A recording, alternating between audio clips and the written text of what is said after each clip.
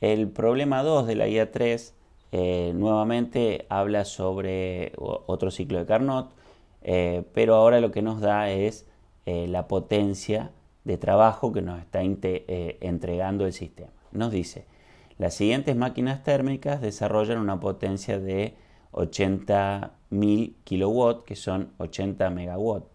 Determínese para cada caso las cantidades de calor recibidas y cedidas. En el caso que una máquina funciona siguiendo un ciclo de Carnot reversible entre una fuente a 600 Kelvin y un sumidero a 300 Kelvin, y en el caso en que la máquina opera entre las mismas fuentes pero con un rendimiento térmico de 0,3. Bueno, otra vez recordemos cómo era el ciclo de Carnot.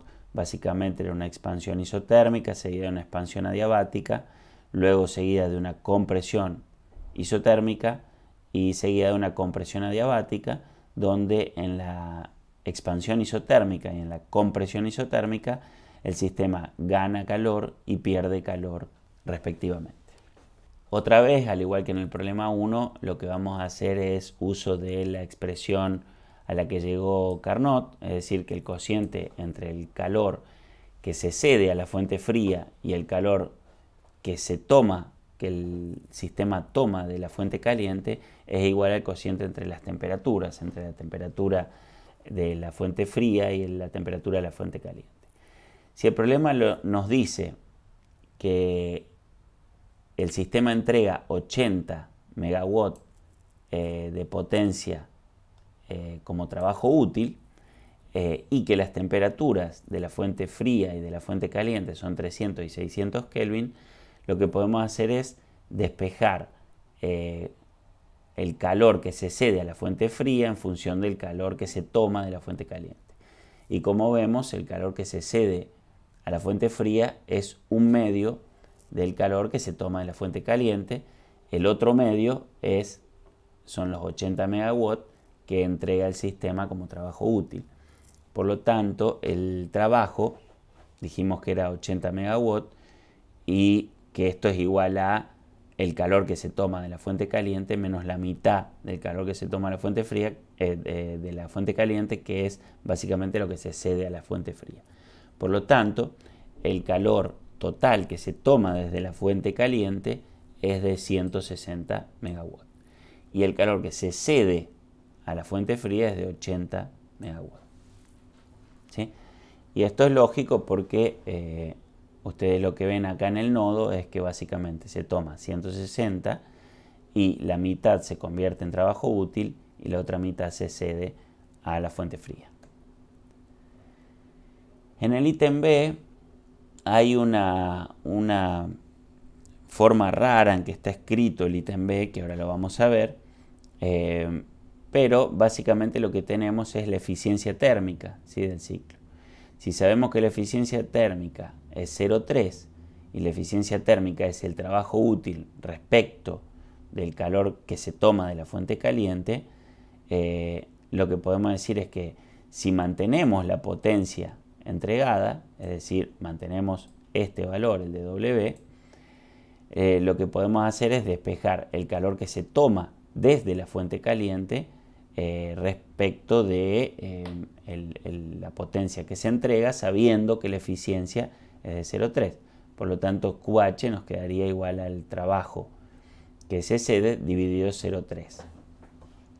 Y esos son 266,67 megawatts.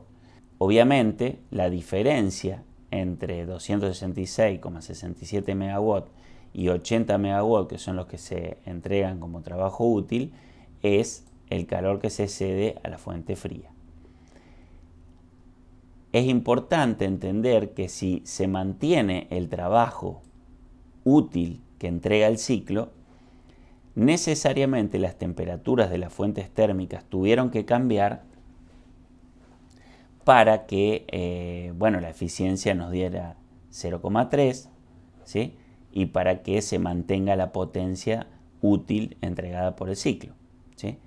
Otra manera de pensarlo podría haber sido considerar que el calor que se toma de la fuente caliente se mantiene constante respecto al punto A, pero lo que cambia es la capacidad de entregar potencia del ciclo. Es decir, que si ahora consideramos que este valor es igual al que obtuvimos en el punto A, que habíamos dicho que era 160, lo que tenemos que despejar es el valor nuevo del trabajo útil, ¿sí? Que es 0,3 por QH, que ya lo sabíamos que era 160 megawatts. Por lo tanto, el trabajo útil ahora será 48 megawatts y el calor que se cede a la fuente fría es la diferencia, es decir, 160 megawatts menos 48 megawatts, es decir, 112 megawatts. Y a su vez lo que podemos calcular es cuál es la temperatura de la fuente fría si la temperatura de la fuente caliente se mantiene constante en 600 Kelvin. Por lo tanto, despejando de la fórmula de Carnot, tenemos que la temperatura de la fuente fría es 600 Kelvin por el cociente entre QC y QH, que si la eficiencia es 0,3, claramente QC sobre QH es 0,7, por lo tanto es 600 por 0,7 y nos da 420 Kelvin. ¿Por qué les digo que estaba redactado de una manera rara? Porque en el enunciado nos dice que la máquina opera entre las mismas fuentes, pero con un rendimiento térmico igual a 0,3. Es evidente que la máquina no puede operar entre las mismas fuentes, porque si operase entre las mismas fuentes, la eficiencia sería la del punto A, y la eficiencia del punto A es 0,5.